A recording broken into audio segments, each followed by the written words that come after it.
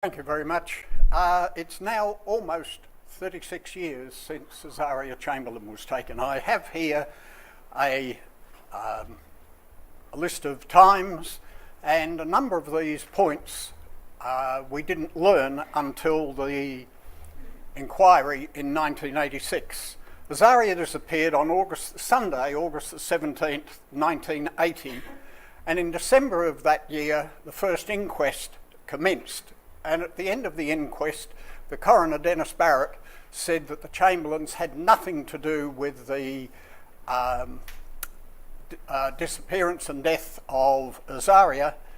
What he did do was criticise the police because there was a lack of cooperation between the people in the field and the people at headquarters, and he also criticised the National Parks people for supplementary feeding dingoes around Ayers Rock and encouraging dingoes there where they couldn't be supported by their native food.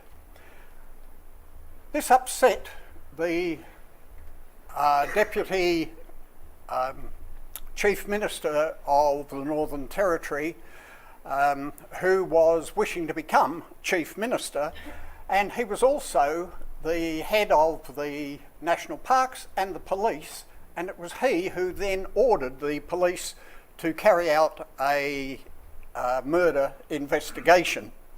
That was the first problem. The second problem was that the Chamberlain's car and their items were sent for examination here to Sydney, which was completely inappropriate because the public service of the Northern Territory should, as it was when Caesarea disappeared, be serviced from South Australia. And in particular, Mrs. Joy Cool was specifically earmarked to do the tests, and although there was a 3-week delay or backlog of work here in New South Wales, on the day the first items arrived, Mrs. Cool was put on to investigating the case.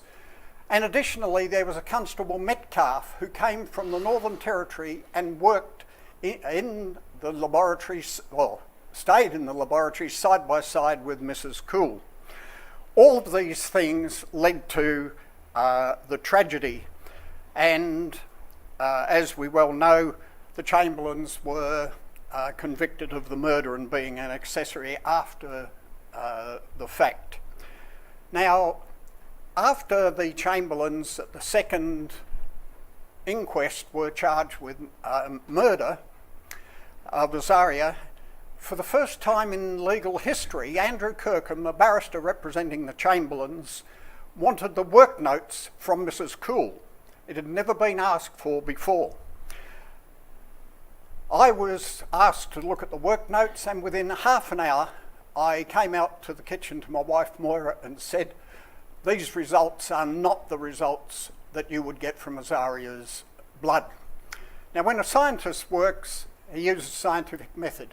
Gets a problem, develops a hypothesis to explain the basis of the problem, carries out experiments or makes observations, and gets results. Then analyses these results and brings them together with the results of other scientists and comes to conclusions. And if the conclusions bear out the hypothesis, you then make predictions and go on and repeat the process. In forensic work, results are obtained in the laboratory. Then conclusions are reached. In this particular case, there are 2 hemoglobins that I'll speak about: hemoglobin F, or fetal hemoglobin, and hemoglobin A, or adult hemoglobin, and this is their structure. They consist of 4 units. The black dots are heme units, and the boxes represent proteins. And there are 4 units that go to make up a fetal hemoglobin and 4 units that go to make up an adult hemoglobin unit, but 2 of them are common. They're called the alpha globin chains. Hemoglobin F has also gamma globin chains, and adult hemoglobin has beta globin chains. Now, when we are fetuses, we have inside us basically 100% fetal hemoglobin. And shortly before we are born, we stop producing fetal hemoglobin and start producing adult hemoglobin, which is suitable for lung breathing. And at birth, we have about 80% fetal hemoglobin in our bloodstream, the rest is adult hemoglobin. When Nazaria disappeared, she was 9.5 weeks old, something like 50 days old, and you will see there that you would expect about 30% fetal hemoglobin in her bloodstream. And in fact, that was the estimate made by Dr. Andrew Scott at the South Australian Forensic Centre shortly after Azaria disappeared, from blood that was on blankets in the tent and also a mattress. In testing with anti-sera, which is what was done in this particular case, you get a jelly. And a jelly is, as all of you know, at least 95% water, and in the laboratory we get it up to 99% water. Now an extract you punch a couple of holes in for a test, an extract of a stain's put in one well and an anti-serum is put in the other. If there is a reaction between the two solutions, a white protein band will be between the wells, and if a band forms, it can be stained with a protein stain, the sort of thing that will stain a jumper. And this is a diagram of what would be seen, a blue band. Now it is important that the more of, in this case, a hemoglobin that is found in a stain, the heavier the band will become. Now I have, and I'm not going to take you through them all, listed the results of all 22 tests that were found in Mrs. Cool's work notes. Across the top are the various anti-sera that were used. Anti-human, anti-total hemoglobin, anti-adult hemoglobin, and 2 solutions for anti-fetal hemoglobin. What I want to point out is that here, with anti-fetal hemoglobin, this particular area of the towel was very strong. A high concentration of fetal hemoglobin, even much higher than total hemoglobin. What? And cord blood, which has 80% fetal hemoglobin, the stain from the towel had a higher concentration. And again, right through the test procedures, here the towel, the second area, had fetal hemoglobin in it, but no human hemoglobin at all. You can't have no hemoglobin but still have fetal hemoglobin. And that goes right through the series of 22 tests. Now, what happened was, it was said by Mrs. Cool that she diluted all of the stain extracts to about 1 part in 500 according to colour. And here is a test of my blood. I'm not a fetus, sorry, and I'm not an infant. Diluted 1 part in 512 used against an anti-serum to fetal hemoglobin. So I found that the anti-serum obtained from Behring Werke, the company producing it in Germany, would react with my blood. Now, if you have a reagent that will react with adult blood or infant blood, you can't tell the difference from a positive reaction. And the Chamberlains had carried Mr. Keith Lenihan to hospital in Cairns after he rolled his Land Rover and he bled in the vehicle. So there was a reason that blood could be found in their vehicle, and it could be adult blood.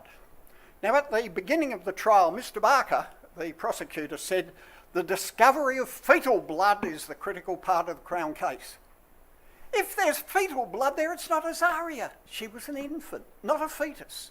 What he should have said was the discovery of bloodstains in the car with a high level of fetal hemoglobin is the critical part of the case. At the beginning of the case, Mrs. Cool came in and put up some photographs of tests she had conducted to demonstrate what was going on, and an explanation. Thank you. And here we see a reaction between a well that contained adult hemoglobin and anti-fetal hemoglobin. Precisely what I had found. Here we have, again, another demonstration of bloods from infants of different ages. There were 5 bloods from infants, and all of them showed 2 bands of reaction, indicating that the anti-serum was not monospecific to fetal hemoglobin. Early in the trial, Mrs. Cool gave information about the results of tests she had conducted. I'll go right back to the beginning. Sorry about this. I should have pointed out to you that the trial started on September the 13th, 1982, but Mrs. Cool was still conducting tests on the specificity of the anti-fetal hemoglobin anti-serum while the Chamberlains were on trial.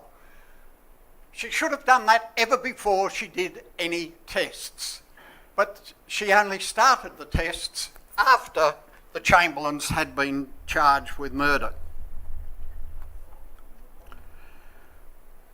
Here is a drawing in Mrs. Cool's notebook showing the seat where Azari was supposed to have her throat cut, and that at least 5 mils of blood flowed down and got into the hinge.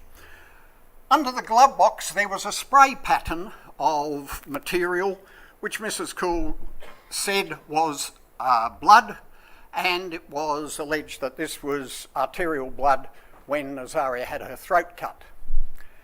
Now, during the final address, the prosecutor proposed to the jury that although they wouldn't have understood the scientific evidence, they should accept the scientific opinions of the forensic scientists rather than those of academics. Professor Boettcher came along and criticised Mrs. Cool. Professor Boettcher, whose academic university life was preceded by life as a school teacher and who has never been actively engaged in a day-to-day routine work of testing bloodstains, whose qualifications to enter the arena seem to be based in part upon a lofty concept of what he was pleased to call the scientific method, which I've explained to you, and I did it in the court. And they should recognise that there are scientists who work at teaching and there are scientists that work at testing blood, and they should leave the task to the professionals. Now, such an approach would seem attractive to members of a jury and even to legal professionals who don't have the expertise to evaluate contrary scientific or any expert evidence on an objective basis. But such an approach can lead and has led to wrong decisions and devastating results for some people. During his summing up, the judge in the Chamberlain case told to the jury, they are the judges of fact. They are not expected to be able to understand scientific results, and they can make a judgment based on the performance of the witness. It will depend on your assessment of the witness as to how he or she appears to you in the course of the inquiry. Look at the demeanour, the manner in which evidence is given, and utilise your common sense judgment as to the extent, if any, that you can rely on this evidence. To say that I was devastated by the outcome on October the 29th, 1982 is an understatement.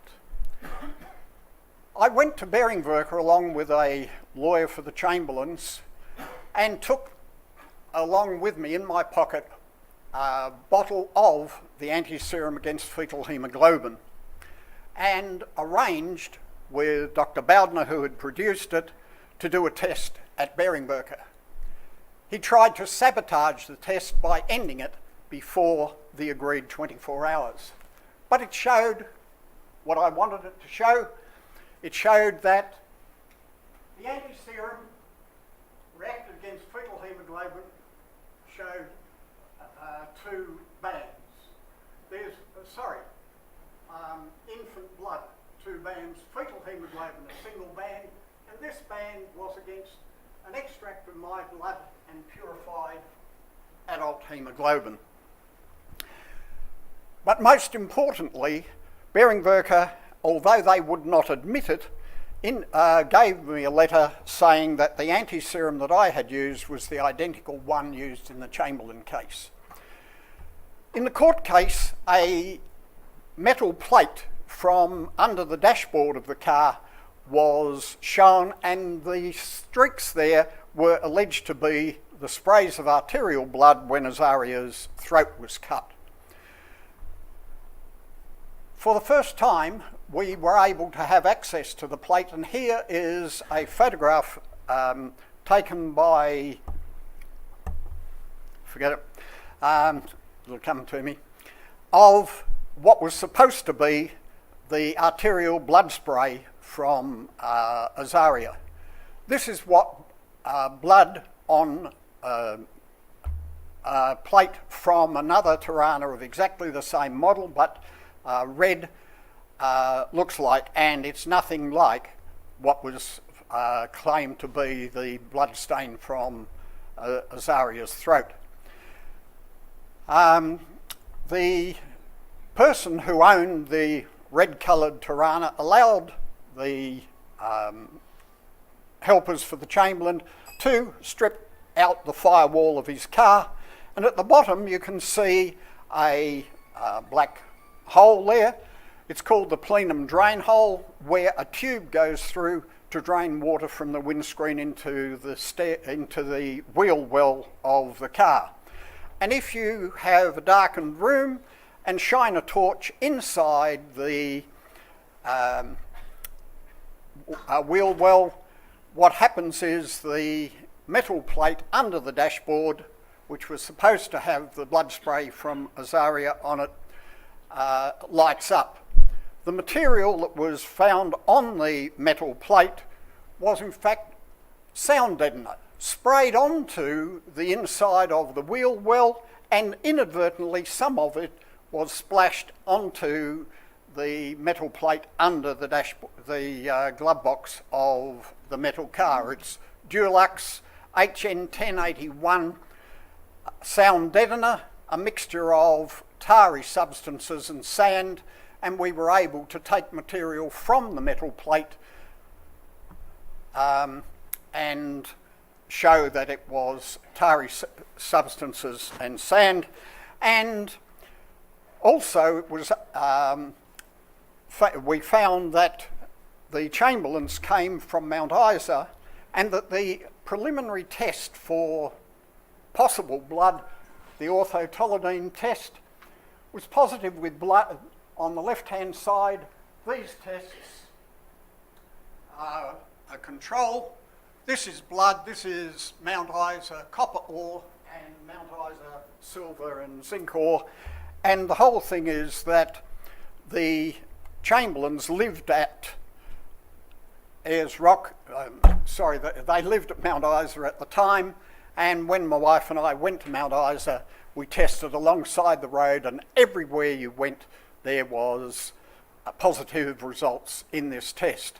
The CSIRO tested what was down behind the seat, and it was found to be rich in sucrose, or common sugar, and casein, and their suggestion was that it was a spilt milkshake or caramel thick shake. And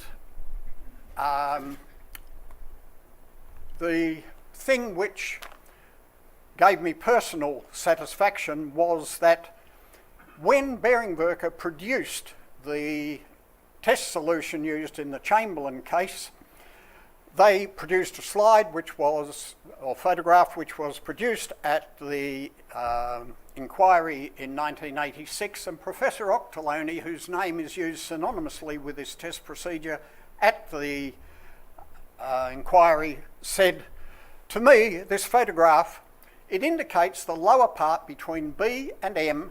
You have a precipitation which can only be interpreted as two specificities indicated by the arcs, and as far as I understand, or to my opinion, that can't be argued against. And Mr. and Mrs. Chamberlain now have a death certificate where the cause of death has been the result of being attacked and taken by a dingo.